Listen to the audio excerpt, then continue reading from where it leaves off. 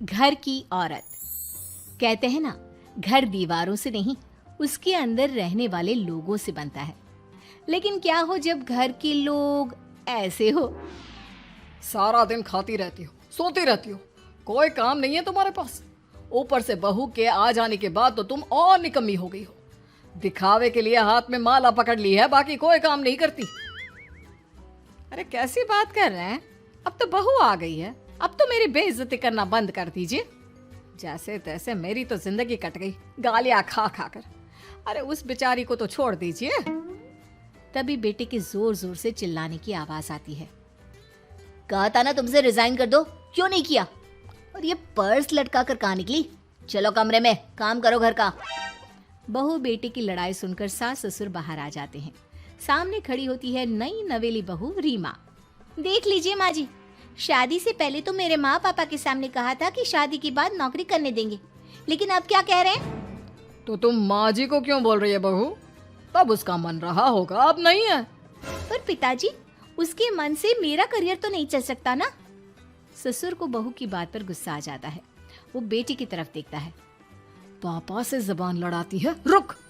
ये बोलकर वो पत्नी को खींचकर कमरे में ले जाता है और बंद कर देता है। ये सब देखकर सास दुखी हो जाती है। पति के जाने के बाद सास बेटे से कहती है, देख बेटा, अब जमाना कुछ और है। तेरे पिता ने घर में औरतों की कद्र नहीं की, लेकिन तू ऐसा ना बन। शहर की समझदार पढ़ी लिखी लड़की से शादी की है तूने, उसका ख्याल रखा कर, तमीज से पेश आया कर। जा, बहू को कमरे से बाहर ले आ। लेकिन बेटा नहीं मानता और बहू कमरे में सारा दिन बंद रहती है। शाम को बेटा बाहर जाता है कि सास चाय और बिस्कुट लेकर बहू के कमरे में जाती है। बहू बेटा ये ले, चाय पी ले। रो रो कर कैसी शक्ल बना ली है बेटा। माँ जी, ये कैसे लोग हैं? आप कैसे मैनेज कर रही हैं? ऐसे थोड़ी ना होता है माँ जी।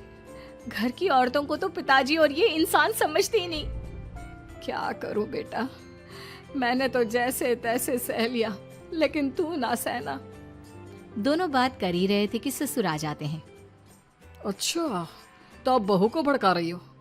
बहुत दिन हो गए मार खाए, अब क्या बहू के सामने खाओगे? जाओ यहाँ से, और जरूरत नहीं है ज्यादा इस लड़की को सर पर चढ़ाने की, समझी? बहू को ससुर की बात पर गुस्सा आ जाता है, लेकिन वो कुछ नहीं कहती। आए दिन बहू देखती है कि कैसे उसकी सास और उसके साथ उसका ससुर और पति गंदा व्यवहार करते हैं। फिर एक दिन, ये क्या बनाया है? खाना बनाना नहीं आता क्या? ये बोलकर वो खाने की भरी सारी थाली फेंक देता है। अरे बेटा कोई बात नहीं, शांत हो जा, मैं अभी बाहर से कुछ मंगवा देता हूँ। हाँ पापा, ऑर्डर करिए। ऐसे खाने से तो पेट भरने से रहा। वैसे खाना तुमको बनाना आता नहीं और बाहर जाकर नौकरी करना चाहती हो। अरे तुम जैसे को तो पूछते भी नहीं है बाहर। बहू को पति की बात पर गुस्सा आता है, तभी सास बोल पड़ती है।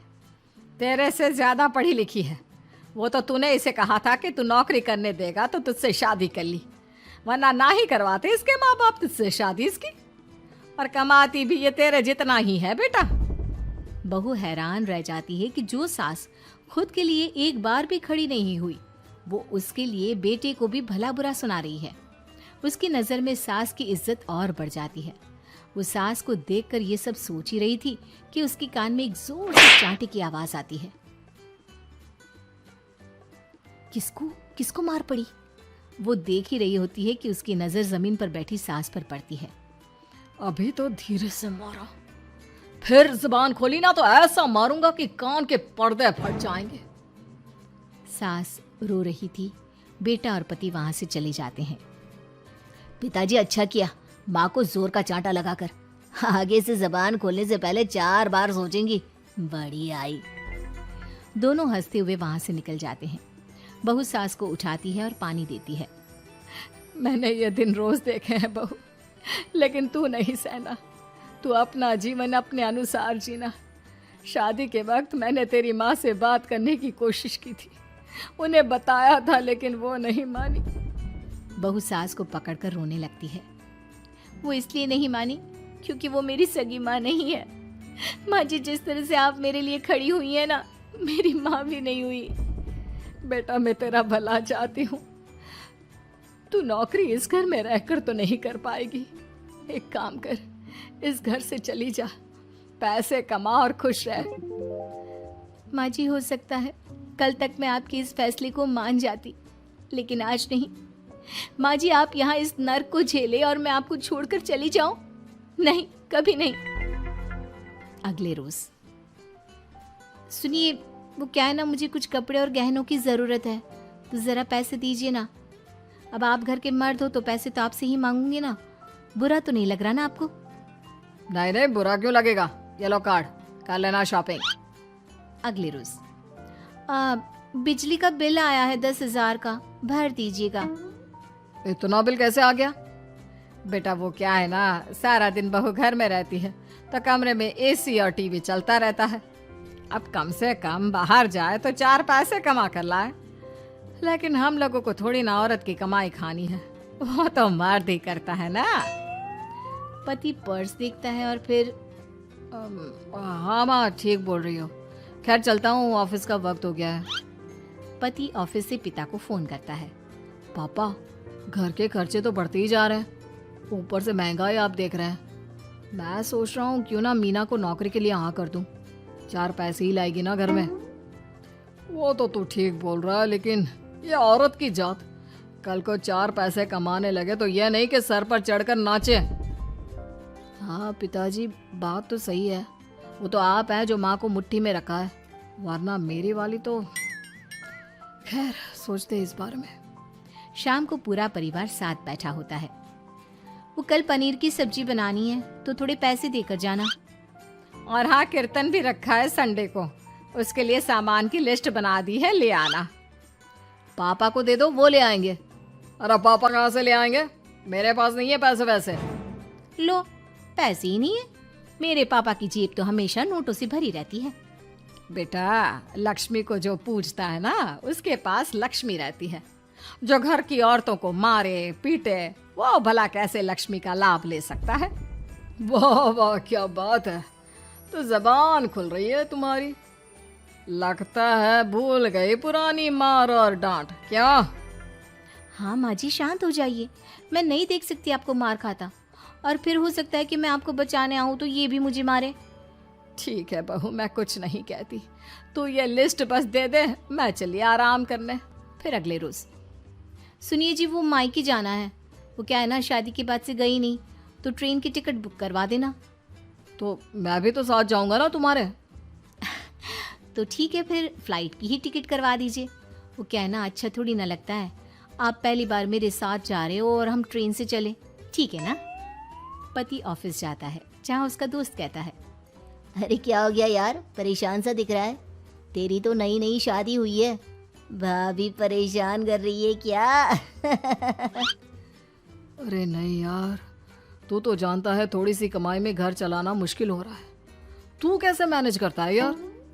कैसे क्या यार, तू जानता है ना मेरी बीवी रिया को, वो टीचर है, फिर घर में ट्यूशन करती है, साथ में बच्चे भी पढ़ लेते हैं। यार घर नाम की गाड़ी दोनों पहियों के साथ चलने से ही चलती है। वो भी कमाती है और मैं भी, और चल रहा है घर बस। पति को दोस्त की बात समझ में आती है, लेकिन पिता का ज्ञान कैसे भूल सकता था? भाई कल को सर पर चढ़कर नाचने लगी तो। शाम को घर आता है, जहाँ उसकी बुआ और उसका बेटा बैठे होते हैं। अरे आ गया लल्ला, कैसा थका थका सा लग रहा है, सब ठीक है ना? नमस्ते बुआ, कैसे आना हुआ? कैसा है रमेश? भाई को तो भाई की याद ही नहीं आती। अरे नहीं नहीं भैया, याद नहीं आती तो यहाँ कैसे आता? ये लीजिए मेरी शादी का कार्ड, जरूर आना। पति कार्ड खोलता है।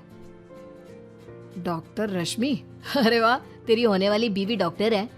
और क्या भैया, आपकी बीवी इंजीनियर तो मेरी डॉक्टर। तभी वहाँ सास आ जाती है। अरे जब घर में ही बिठाना है बेचारी को तो काहे का इंजीनियर है, तो काम वाली ही, घर का काम करती है और आराम। इतनी पढ़ी लिखी लड़की को घर पर क्यों बिठा रखा है? अरे बहू कहीं झोला छाप डिग्री तो नहीं लेकर आई है? पत्नी की बुराई सुनकर पति को गुस्सा आता है। नहीं बुआ, यूनिवर्सिटी टॉपर है मेरी मीना, और हाँ बड़ी कंपनी में काम भी करती है। बस शादी के बाद कुछ महीनों की छुट्टी ली थी, अगले हफ्ते से ऑफिस शुरू हो जाएगा। क्यों मीना? तभी ससुर आ जाते हैं हाँ, लेकिन फिर घर का काम कैसे होगा? और पैसे कमाने लगेगी तो सर पर। पिता की बात पूरी नहीं हुई कि बेटा, सर पर चढ़ने का हक है उसका पापा। पत्नी है वो मेरी, यानी मेरे घर की रानी। और रानियां तो सर का ताज होती है। क्यों मीना? मीना पति की बात सुनकर शर्मा जाती है। वाह बेटा, तू सही समय में समझ गया कि औरतों की इज्जत करने वाले घर में शांति और लक्ष्मी का वास होता है।